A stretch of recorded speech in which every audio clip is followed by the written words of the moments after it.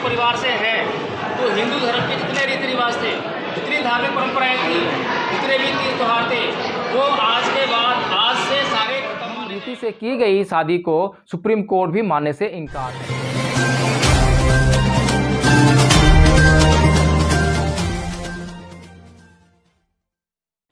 जय भीम, नमो बुद्धाय। साथियों 14 अक्टूबर सन 1956 को परम पूज्य बोधिसत्व बाबा साहेब डॉक्टर भीमराव अंबेडकर ने बौद्ध धर्म अपनाकर इस देश के लोगों के लिए एक और नया मार्ग खोल दिया। वह था बौद्ध धर्म का मार्ग। साथियों, इस देश के लोगों को बाबा साहेब डॉक्टर भीमराव अंबेडकर ने कहा कि बौद्ध धर्म एक ऐसा मार्ग है जिससे जीवन सुगम बनता है। जीवन के सारे कष्ट दूर होने का अगर कोई मार्ग है तो वह है बौद्ध धर्म। साथियों, जो परम पूज्य बाबा साहेब डॉक्टर भीमराव अंबेडकर के अनुयायी थे, उन्होंने बहुत बड़ी तादाद में उस दिन धर्म परिवर्तन किया और उसके बाद आज तक परम पूज्य बाबा साहेब डॉक्टर भीमराव अंबेडकर के अनुयायी उस बौद्ध धर्म दीक्षा समारोह से प्रेरणा लेते हुए आज भी लगातार धर्म परिवर्तन करके हिंदू धर्म छोड़ते हैं और बौद्ध बनने का कार्य करते जा रहे हैं। साथियों, यह मात्र धर्म परिवर्तन नहीं था, इससे जुड़ी हुई हैं बहुत सारी अवधारणाएं। जाति इस देश के लिए बहुत ही महत्वपूर्ण कारक है और हर बात में, हर चीज़ में जाति के बगैर जैसे इस देश के लोगों का खाना पचता ही ना हो, ऐसा माना जाना कोई बड़ी बात नहीं है। इसी प्रकार से लोगों के जीवन में अनेक संस्कार आते हैं, जन्म से लेकर मृत्यु तक। विवाह संस्कार एक ऐसा संस्कार है जिसमें यह तय किया जाना होता है कि शादी किस तरीके से होगी, क्या परंपराएं होंगी, कौन से रीति रिवाजों को वर और वधू पक्ष के लोग फॉलो करेंगे और किस तरह से शादी को संपन्न किया जाएगा। साथियों, यह एक बहुत ही महत्वपूर्ण संस्कार है जिससे यह तय होता है कि दाम्पत्य जीवन अब कैसा चलने वाला है, किस धर्म को फॉलो करेगा, किन परंपराओं को मानेगा या किन परंपराओं को नहीं मानेगा। साथियों, परम पूज्य बाबा साहेब डॉक्टर भीमराव अंबेडकर ने 14 अक्टूबर सन 1956 को जब भारत के लोगों को बौद्ध धर्म का मार्ग प्रशस्त किया तो उन्होंने उसके साथ ही उनके जीवन में होने वाले संस्कारों में अमूलचूल परिवर्तन करने का भी संकेत दे दिया। साथियों, उसके बाद लगातार हम देखते हैं अम्बेडकरवादी कहलाने वाले लोगों की जब शादी विवाह होते हैं तो उनकी शादियां एक अलग रीति रिवाज से होती हैं, अलग परंपरा से होती हैं, अलग संस्कार से होती हैं और उसका तरीका भी बिल्कुल अलग होता है। जो आज ऐसी कोई भी शादी जो अम्बेडकरवादी अपने परिवारों में करते हैं, उसमें ऐसी कोई भी शादी नहीं होती है जहां पर परम पूज्य बोधिसत्व बाबा साहेब डॉक्टर भीमराव अंबेडकर की तस्वीर ना हो, या यूं कहें कि परम पूज्य बाबा साहेब डॉक्टर भीमराव अंबेडकर की तस्वीर के बिना बौद्ध धर्म रीति से की गई शादी को सुप्रीम कोर्ट भी मानने से इनकार कर देता है। सुप्रीम कोर्ट ने भी अपनी एक जजमेंट में इस बात को स्वीकार किया कि जो लोग परम पूज्य बाबा साहेब डॉक्टर भीमराव अंबेडकर के बौद्ध धर्म में दीक्षित होने के बाद शादी विवाह करते हैं, उनकी शादी विवाह में तथागत बुद्ध की तस्वीर के साथ या मूर्ति के साथ परम पूज्य बाबा साहेब डॉक्टर भीमराव अंबेडकर की तस्वीर भी होती है। इन दोनों की तस्वीर के साथ ही नव बौद्धों की जो शादियां होती हैं वह संपन्न होती हैं और इस तरह की शादियों को सुप्रीम कोर्ट ने मान्य माना है। इस तरह से बौद्ध धर्म की रीति से की जाने वाली शादियां न केवल एक धार्मिक परिवर्तन का संकेत देती हैं बल्कि एक बहुत बड़े समाज को आपस में जुड़ने का भी संकेत देती हैं, क्योंकि अब तक हमने देखा है कि हिंदू समाज जातियों में बटा हुआ समाज है।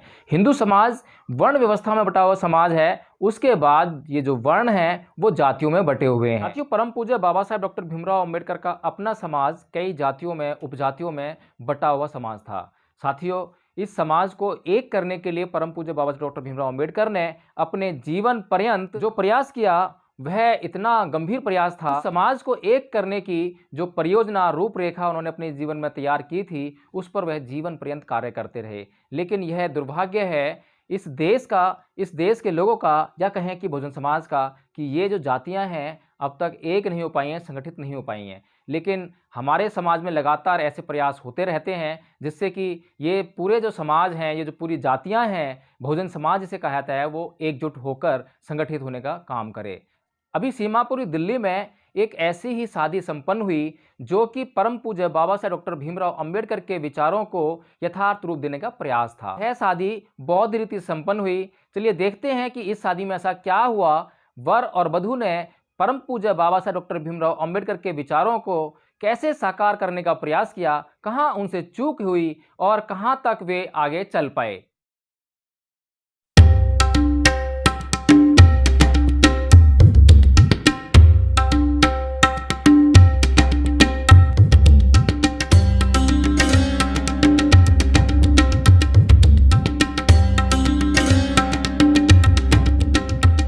साथियों, जैसा कि आप देख पा रहे हैं कि इस शादी समारोह की शुरुआत पूजनीय भंते जी कर रहे हैं कैंडल जलाकर।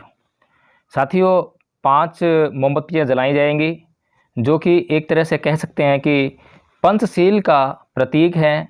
यह वो पंचशील हैं जिन्हें दाम्पत्य जीवन शुरू करने से पहले वर और वधू दोनों लेते हैं, ग्रहण करते हैं और अपने जीवन को इन पंचशील के प्रतिज्ञाओं के आधार पर ढालने का प्रयास करेंगे, ऐसी वो प्रतिज्ञा करते हैं।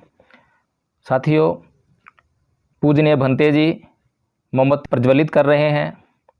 उसके बाद सुगंध के लिए अगरबत्तियाँ भी हैं, उन्हें वे प्रज्वलित करेंगे और वर और वधू दोनों उपस्थित हो चुके हैं मंच के ऊपर।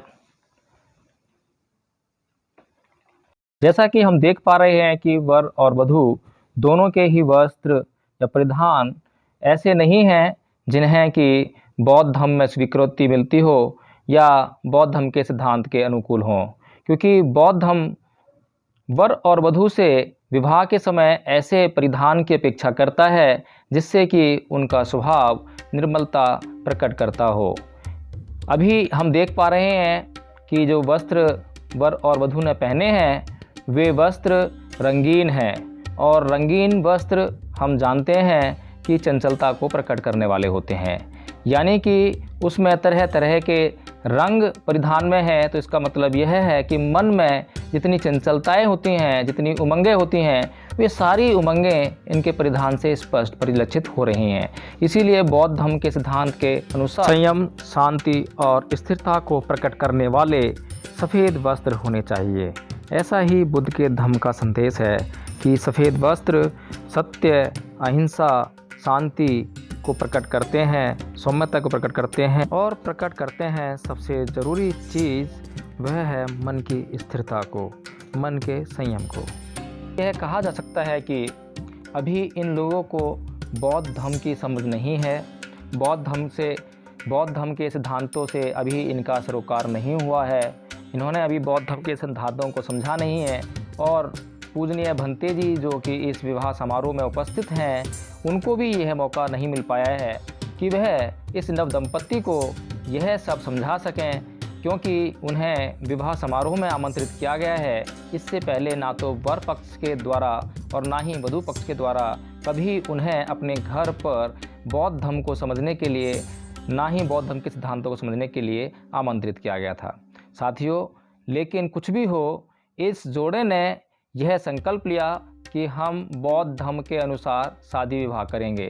जैसा कि हम देख रहे हैं कि लड़के के हाथ में सफ़ेद रंग का जो रुमाल बंधा हुआ है, शायद उसे कलावा कहते हैं, और यह साफ साफ संकेत दे रहा है कि हिंदू धर्म के जो रीति रिवाज हैं उससे अभी यह जो परिवार है यह मुक्त नहीं है।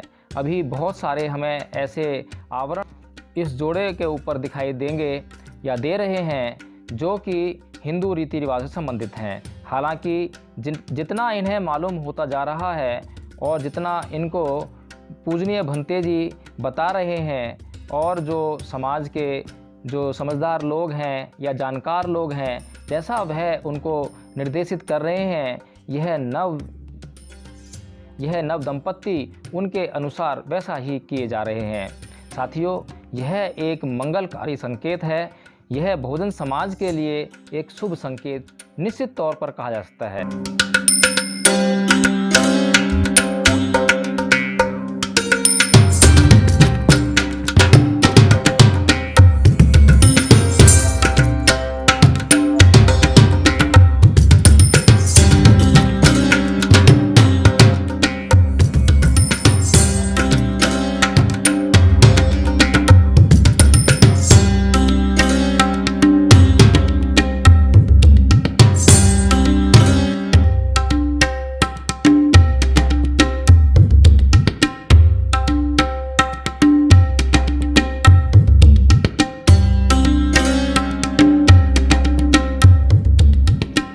साथियों, कुछ चीज़ें भंते जी करने का प्रयास कर रहे हैं जो कि आपको लगेगा कि ये कुछ हिंदू धर्म या अन्य धर्मों की जैसी परंपराएं हैं, जैसे रीति रिवाज हैं, वैसे ही बौद्ध धर्म की भी रीति रिवाज या परंपराएं हैं, लेकिन साथियों ये सब सिर्फ प्रतीक के तौर पर हैं, प्रतीक मात्र हैं।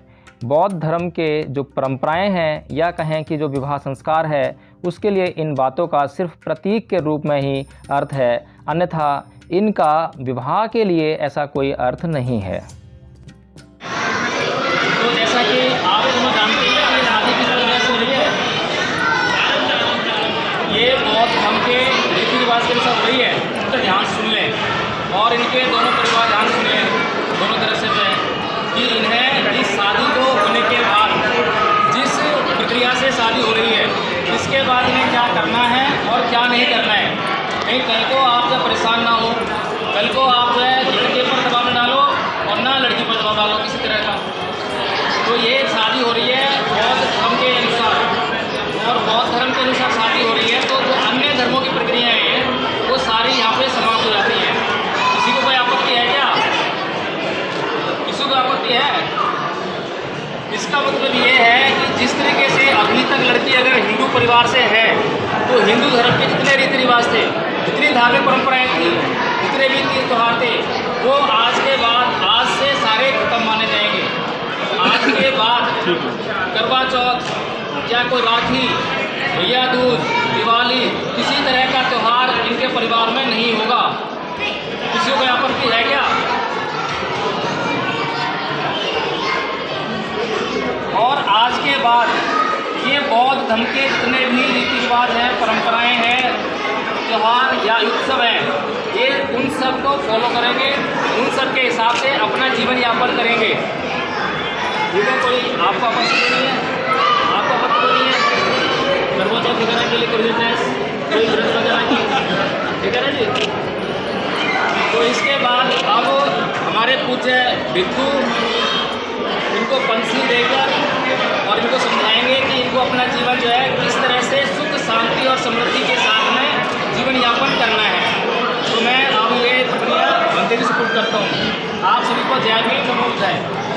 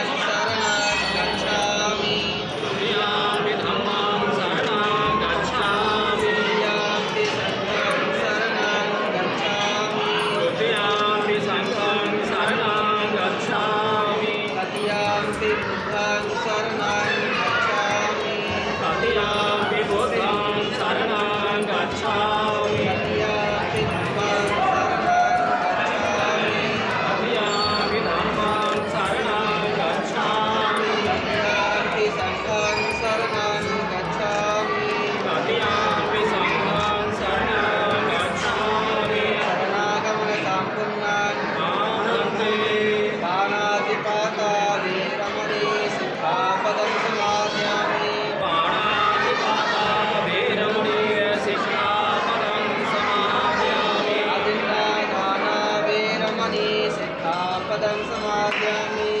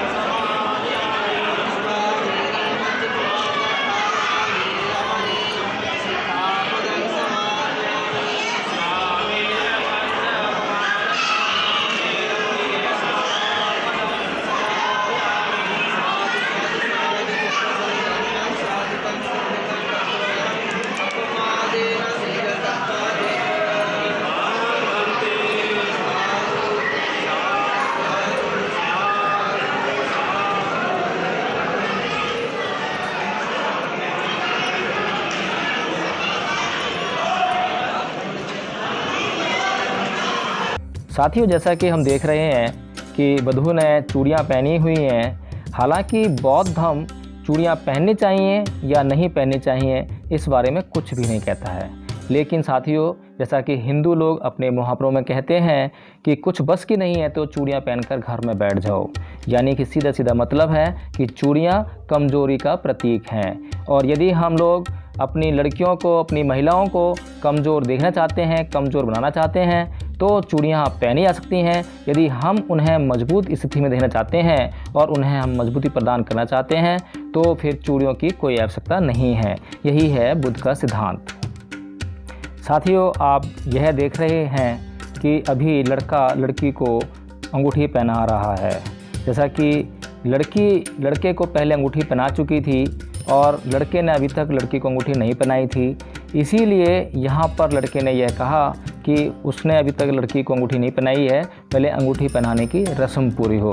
साथियों, रस्म, रीति रिवाज या परंपरा बुद्ध धर्म के सिद्धांत नहीं है, क्योंकि रस्म, रीति रिवाज और परंपराएं व्यक्ति को बांधने का प्रयास करती हैं या बांधती हैं। साथियों, बुद्ध का धर्म मुक्ति का धर्म है।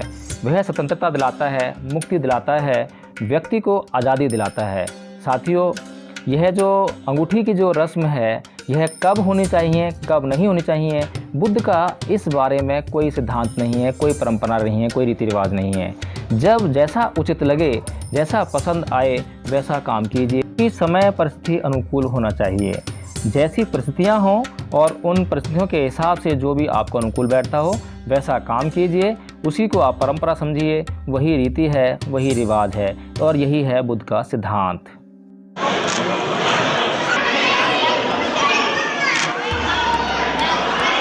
अभी आप लोग ध्यान सुनाए, यहाँ अभी दो परिवार यहाँ मौजूद हैं। अभी दोनों लोग अंदर बंद रहे हैं अपने जीवन साथी के लिए। तो यहाँ हिंदू धर्म में जैसे कन्यादान होता है, बौद्ध धर्म में कन्यादान नहीं होता है। एक दूसरे को समर्पण करते हैं और एक दूसरे स्वीकार करते हैं। ठीक है, आप अपनी बेटी को उनको समर्पित करेंगे, ये उसको स्वीकार करेंगे और ये जीवन भर। साथियों, भंते जी ठीक ही तो कह रहे हैं कि कन्या का दान अगर आपने कर दिया तो दान में दी हुई वस्तु क्या कभी आप वापस ले सकते हैं? क्या दुनिया का कोई भी कानून इस बात की इजाज़त देता है कि आपने कोई वस्तु किसी को दान दे दी हो और आपने उसको वापस ले लिया हो, या आपने अपना किसी भी प्रकार का अधिकार उस पर जमाने का कभी प्रयत्न किया हो? क्या कोई भी कानून आपको इस बात की इजाज़त देगा? साथियों, लेकिन हम यह सोचते नहीं हैं, विचारते नहीं हैं और हिंदू धर्म की जो रीति रिवाज हैं, परंपराएं हैं, उसकी जो संस्कार हैं, उसके अनुसार हम अपनी बेटियों को उनके विवाह के दौरान जो वर पक्ष है उसको दान में दे देते हैं, जिसे कहते हैं कन्यादान। कन्यादान का मतलब तो यही हुआ ना कि कन्या का हमने दान कर दिया है, अब उस पर हमारा किसी भी प्रकार से अधिकार नहीं रह गया है। लेकिन साथियों, ये दोहरे मापदंड, दोहरी मानसिकता का ही परिणाम है कि जैसे ही लड़की को ज़रा सा भी कष्ट होता है तो जो उसके माता पिता होते हैं, जो उसके घर वाले होते हैं, परिवार वाले होते हैं, जो उसके शुभचिंतक होते हैं, मंगलकारी कामना करने वाले लोग होते हैं, वे तुरंत ही उसको अपने घर ले आते हैं। और अक्सर कई बार हमने देखा है कि छोटी छोटी बातों पर जो लड़की का ससुराल पक्ष है उस पर बहुत बड़े बड़े केस दर्ज हो जाते हैं। साथियों, यह कैसा कन्यादान हुआ? आपने जब दान कर दिया तो उस पर आपका कोई अधिकार नहीं रह गया। लड़की को अब कष्ट हो रहा है तो आप उस पर अपना अधिकार कैसे जमा सकते हैं? साथियों, इसीलिए बौद्ध धर्म में कन्यादान नहीं होता। कन्या का पिता लड़के को अपनी कन्या समर्पित करता है, इसी प्रकार लड़के का पिता अपने लड़के को कन्या को समर्पित करता है।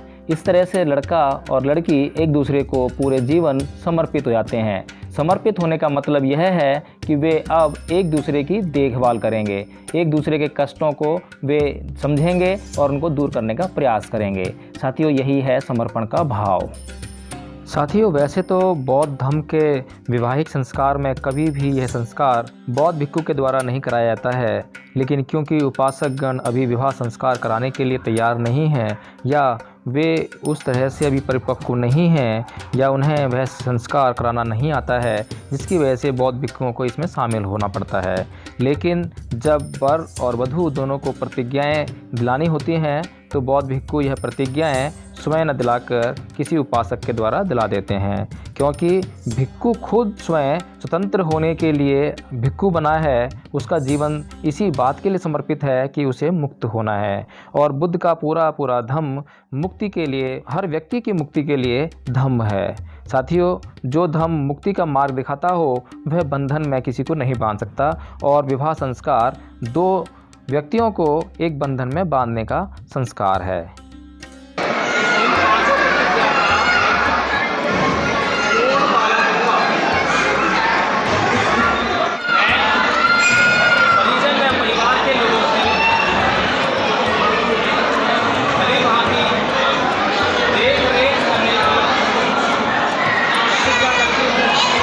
साथियों, हालांकि बौद्ध धर्म में लड़की और लड़के को वर और वधू नहीं बोला जाता बल्कि दारक और दारिका बोला जाता है, लेकिन क्योंकि सामान्य बोलचाल की भाषा में लोग वर और वधू ही समझते हैं, इसीलिए हमने यहाँ पर वर और वधू शब्द ही इस्तेमाल किए हैं।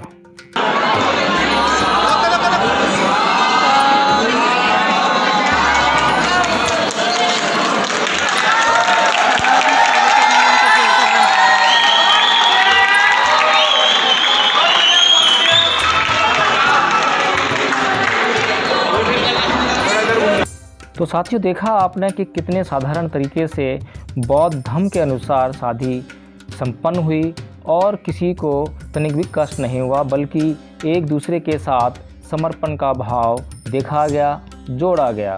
साथियों, यह कोई बंधन नहीं है बल्कि एक दूसरे के प्रति एक दूसरे का कर्तव्य है, जिसे इन दोनों ने एक दूसरे के लिए पूरा करने का वचन दिया है। साथियों, वधू ने अपने वर के लिए यह प्रतिज्ञा की है कि वह यथाउचित उसके लिए ध्यान रखेगी और जो उसके पक्ष में जो काम आते हैं वह उन्हें पूरा करेगी। इसी प्रकार वर ने भी यह प्रतिज्ञा की है कि वह वधू को हर हाल में प्रसन्न रखने का वचन देता है और इस तरह की प्रतिज्ञा करता है। जय मंगलानी नालागिरिं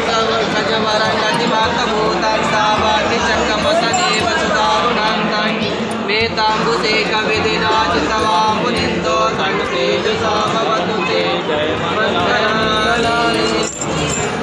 ओकित खगमद्यात सुदारुणं तावन्ते योजने पते अंगुलिमालवन्तं गीते विसकन्वा मुनिन्दो तन्तेजसा भवतु ते जय मंगलानि।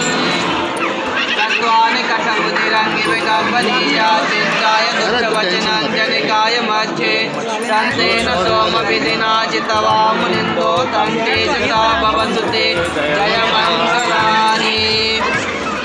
सत्यं विहाय मति सच्चकवादकेतुं बाधानिरूपितमनन् अत्यन्तभूतं पञ्जापदीपजलितो चितवा मुनिन्दो तेजसा भवतु ते जय मंगलानि। नन्दोपनन्दा भुजगं विबुधं महेतिं पुत्रेण क्षीरभुजगेन तमापयन्तु एदुपदेशविधिना चितवा मुनिन्दो तं तेजसा भवतु ते जय मंगलानि। भुजगेन देवताविदानं ज्ञानागदेन विधिना चितवा मुनिन्दो तं तेजसा भवतु ते जय मंगलानि। एतापि बुद्ध जय मंगलानि वाचको दिन दिने सरते मतन्ते हेत्वाननेक विविधानि पादते वाणी अधिगमेन वादनशीलस्व ये जन्मथा पञ्चायनो चत्वारो धर्मा वर्धन्ते आयुवस्नो सुखान्ति। साथियों, बौद्ध धर्म के अनुसार जो विवाह संपन्न होते हैं उसमें इस बात का विशेष ख्याल रखा जाए कि भिक्खु के बोलने के लिए एक माइक की व्यवस्था हो और सभी लोग शांतिपूर्ण व्यवहार करें। अपना चैनल, आपका चैनल, समाज का चैनल, देश का चैनल NB News 24/7 को आप लाइक करें, सब्सक्राइब करें और ज्यादा से ज्यादा इसकी वीडियो को शेयर करें ताकि हर खबर को मैं आप तक आसानी से